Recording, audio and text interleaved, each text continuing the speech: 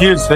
টাকার জন্য, সামান্য যৌতুকের টাকার জন্য আমার বোনকে অমানুষের মতন মারছে তোমার ভাই। তাই একটা কথা আপনারা খুব ভালো করে শুনে রাখেন, এই বাড়িতে কোনোদিন কোনো ভালো বংশের মেয়ে আসবে না। হুট করে আমার পছন্দের খাবার রান্না করলা যে? একটা মানুষ আমার পিছনে লাট্টুর মতন ঘুরতেছে, তাই ভাবলাম করুণা করে হলেও তাকে ভালো মন্দ কিছু খাওয়ানো উচিত। ভাই বোঝার চেষ্টা করেন না। এই যে তোমার চা। আপু কেমন আছো? এই তো ভালো আছি, তোরা কেমন আছিস? আহান ভাইকে অনেকবার ফোন দিচ্ছিলাম, ফোনে পাচ্ছিলাম না, একটু জরুরি কথা ছিল। আহানের তো অনেক জ্বর, একদম বিছানা থেকে উঠতে পারছে না। ও পরীক্ষা শেষ তাই চলে আসলাম, ভাবলাম কিছুদিন বেরিয়ে যাই। খুব ভালো করেছিস, একা একা থাকতে আমারও ভালো লাগছিল না। দুলাভাই কোথায়? দুলাভাইকে কোথায় দেখছি না। ও আর কোথায়, সেই সকালবেলা বের হয় অনেক রাত করে বাসায় ফের। আহান ভাই কোথায়? আহান ভাই জ্বর ভালো হয়নি এখনো? না রে, চলো তো একটু। আহান গায়ে অনেক জ্বর তো, ডাক্তার কাছে যাই। পারবি? পারবো না কেন?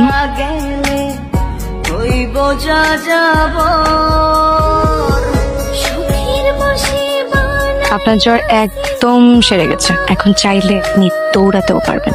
এবার আমি আসি।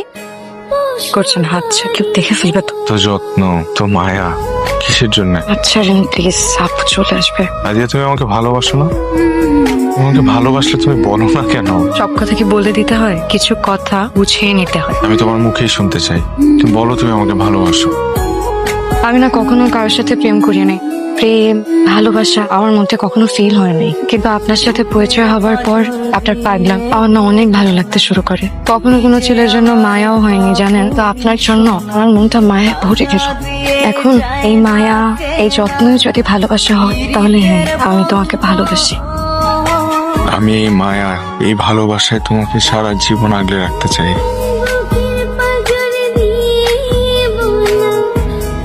তুমি আবারও এসব ঘরে বসে খাচ্ছ? নয় কতবার মানা করছে খাওয়ার জন্য?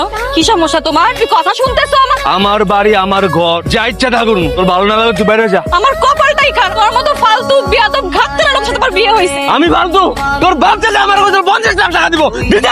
তুই মারলা কেন আমাকে? এই সামান্য একটা ব্যাপার নিয়ে এরকম হইচই করার কি আছে? শুনেছেন বিয়ে সাহেব, এটা নাকি সামান্য ব্যাপার।